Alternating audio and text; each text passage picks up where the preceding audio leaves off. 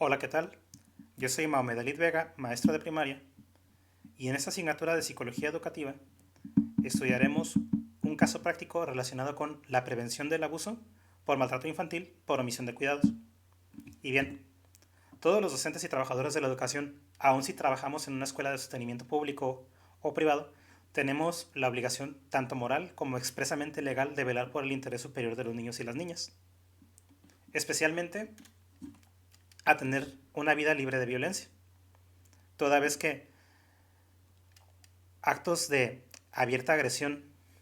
que vulneren la integridad física, psicológica, emocional, en ocasiones sexual de los niños y niñas, a pesar de que sí son problemas de alta gravedad y de alto impacto, es importante no perder de vista que existen otras problemáticas, tal vez menos visibles, pero que aún así tienen alta seriedad y que tienen una alta recurrencia. Entonces, con relación a la violencia por omisión de cuidados, que finalmente vulnera también los derechos de los niños con relación a alimentación, higiene, salud y educación, no dejan de ser también actos de violencia tal vez pasiva, pero que finalmente afecta a los derechos de estos niños y niñas que atendemos en las escuelas. Y bien, aunque en las últimas décadas cada vez estamos más conscientes de estos casos de violencia, es importante de todas maneras seguir avanzando y seguirnos preparando para reconocer estos tipos de violencia y poder actuar en consecuencia. Y bien, en el caso particular de la escuela Ramón Delgadillo, turno vespertino, una primaria ubicada en la ciudad de Tijuana, que es donde yo me he estado desempeñando, hablo del caso particular de M, una alumna a la que atendí en el ciclo escolar 2016-2017, en segundo grado de primaria, donde esta omisión de cuidados se veía en cuanto a la puntualidad y asistencia a la escuela. Esta alumna ya contaba con antecedentes en primer grado de frecuente inasistencia, perdón, de frecuente impuntualidad, de 2 o 3 veces por semana que llegaba 2 minutos tarde, 3 minutos tarde a la escuela. Y al terminar la jornada, se empezó a hacer frecuente que los padres de familia no acudieran puntualmente por ella, para llevarla a su casa. Y bien siendo Tijuana una ciudad de, de que la caracteriza la inseguridad por ser una zona de marginación urbana, se vuelve un tema delicado, puesto que expone a alumnas y alumnos que no son acompañados a su casa una vez terminada la jornada a esta inseguridad que predomina en la ciudad. Entonces, es el caso que expongo en este documento. Y bueno, eh,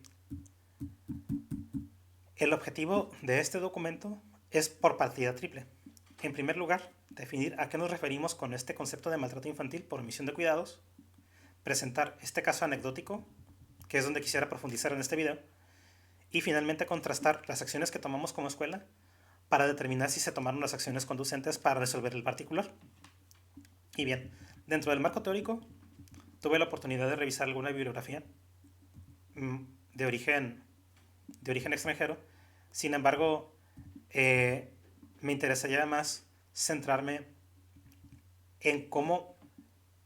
nuestro sistema educativo estatal concibe esta idea de maltrato infantil por omisión de cuidados. Y pues bueno, primeramente, en términos generales, el maltrato infantil queda definido como cualquier acto u omisión, énfasis en esta palabra de omisión, por parte de los individuos o instituciones o incluso la sociedad en su conjunto y todos los estados derivados de estos actos o de su ausencia, que priven a los niños y a las niñas de su libertad o de sus derechos correspondientes y que, en consecuencia, dificulten su óptimo desarrollo. Entonces, toda acción física, emocional o sexual dirigida contra la integridad de los niños, en este caso, constituye este tipo de maltrato. Sin embargo, como mencionaba anteriormente, la omisión de cuidados también constituye una forma de violencia, quizás pasiva, como decía, pero sus efectos no dejan de ser evidentes. Además de que en lo particular afecta a un menor en lo personal, también estos efectos que tiene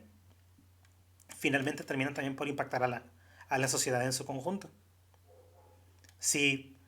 observamos estas condiciones de desintegración social o de, o de inseguridad que predominan en la actualidad y nos remontamos a los antecedentes de la infancia de las personas que actúan de manera antisocial, si no es que criminal, podremos encontrar estos rasgos de violencia tanto de abierta agresión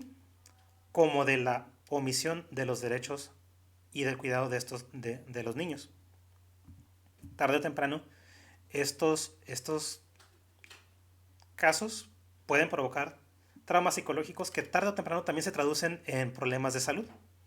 Entonces, dentro del marco teórico, queda bastante evidente que el maltrato sí constituye un acto de violencia y que este a su vez, además de afectar en lo personal a los niños que lo están viviendo en su caso particular, tarde o temprano también se traduce en adultos que irán a repetir estos marcos o estos cuadros de, de maltrato. Y bien, en cuanto al marco legal, México forma parte de diferentes tratados internacionales que lo comprometen a velar por la integridad de los niños, particularmente la Convención sobre los Derechos del Niño, donde ya desde el 2016 se establecía esta obligación que tienen los estados que forman parte de este convenio para velar por garantizar los derechos de los menores. Esto entonces se traduce en el año 2014, sí, 2014, derivado de la Constitución Política de México, se deriva una ley accesoria conocida como la Ley General de los Derechos de Niñas, Niños y Adolescentes. Y en ella menciona las obligaciones que tenemos aquellos quienes ejercemos la patria potestad, la tutela o la guarda y custodia, el caso de los profesores cuando los atendemos dentro del horario escolar, y cómo tenemos, qué acciones debemos de tomar con relación al cuidado de niñas, niños y adolescentes y cuáles son nuestras responsabilidades y nuestro ámbito de competencia. Esta Ley General de los Derechos de las Niñas y Niños y Adolescentes establece en su artículo 103 varias fracciones que describen estas obligaciones. Sin embargo, nos centraremos en la fracción séptima y octava, que son las que impactan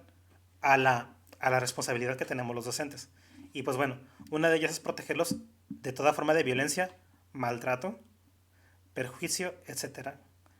Y bien, en la octava nos menciona que también el abstenerse de cualquier atentado en contra de su integridad física, psicológica o actos que menoscaben su desarrollo integral. Entonces, no aparece de manera explícita, pero se entiende que el maltrato por descuido sí menoscaba este desarrollo integral. No sé si lo pueda subrayar. Entonces,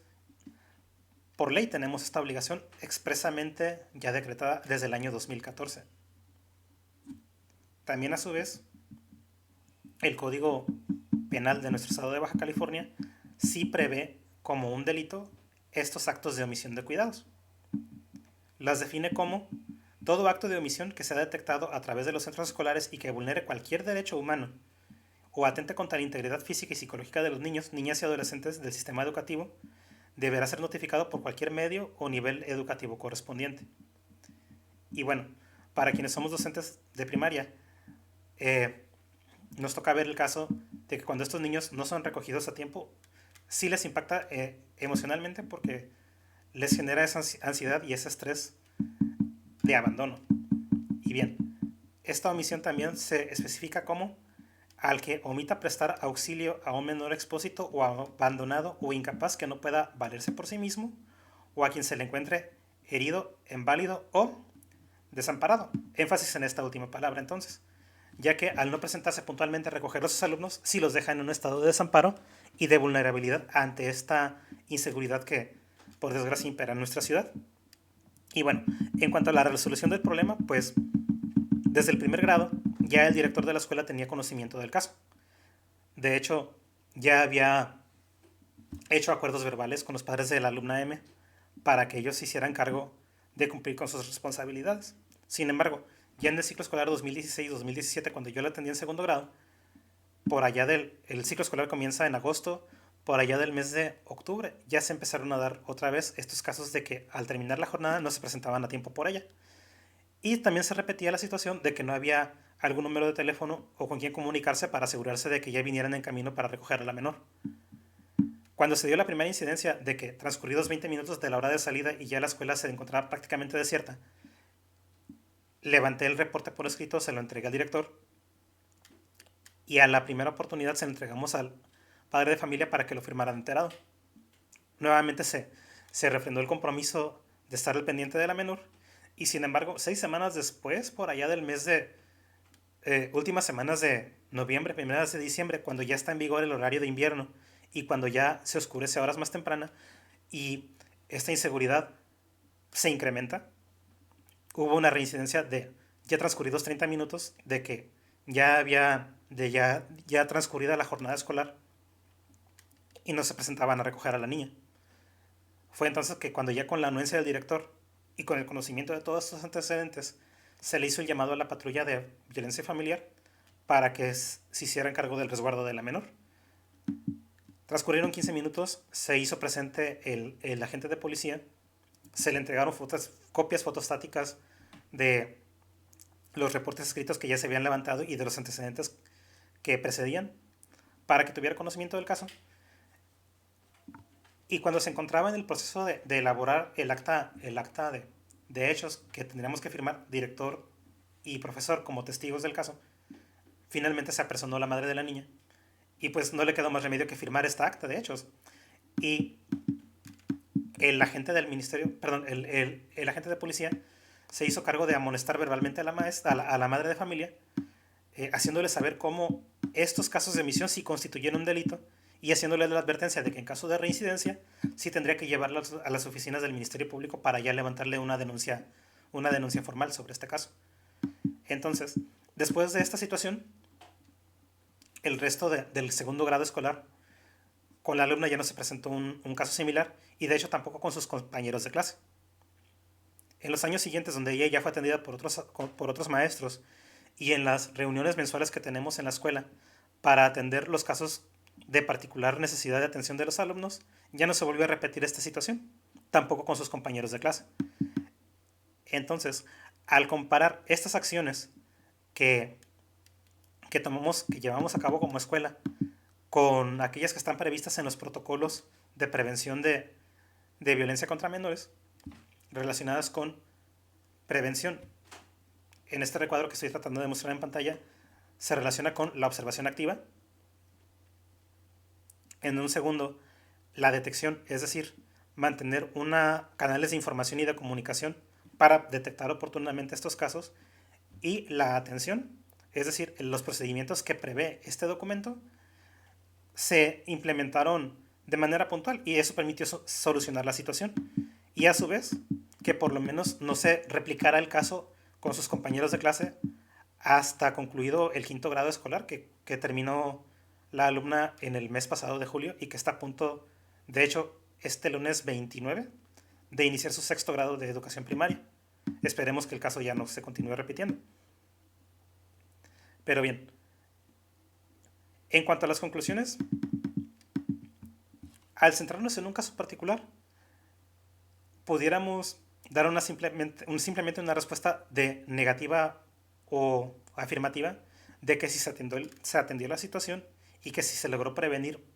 la futura reincidencia. Y aunque la respuesta es que sí, el haber realizado esta tarea permite tomar conciencia de otros aspectos y otros pensamientos que tras una reflexión vale la pena rescatar. En primer lugar, que bueno, la salvaguarda de niñas, niños y adolescentes respecto de su integridad y la coadyuvancia en el ejercicio de sus derechos es un deber inherente a quienes ejercemos la docencia. También, aunque sean pocos los casos de donde se presenta esta violencia por omisión hacia menores, sus efectos no dejan de ser únicamente personales en lo inmediato, sino que también impactan en la sociedad en general, tanto a mediano como a largo plazo. A su vez, bueno, el tener conocimiento y el aplicar estos marcos teóricos y legales y procedimentales para intervenir en casos de maltrato como una modalidad de violencia hacia niños y niñas, pues permite atender y resolver los casos específicos de manera oportuna cuando estos se presenten. A su vez, las comunidades escolares tienden a enterarse de este tipo de particulares. Y al tener conocimiento de estos casos y saber que se tienen oportunamente, el resto de las familias también toman medidas que a su vez les permitirán evitar caer en ese tipo de situaciones. Así que, pues bueno, eh, la escuela finalmente es un agente modelador de la sociedad. Y si toma acciones oportunas o decide inactuar respecto a la prevención de la violencia, pues bueno, se ven sus efectos ya sea de manera positiva o negativa en, en la sociedad. Y en este caso, de que ya no se repitan estas situaciones de maltrato por omisión de cuidados. Eso sería todo por mi parte, salvo disculparme por el poco dominio que tengo con la plataforma de grabación de video, pero principalmente agradecer su atención. Eh, Sería todo por mi parte. Muchas gracias.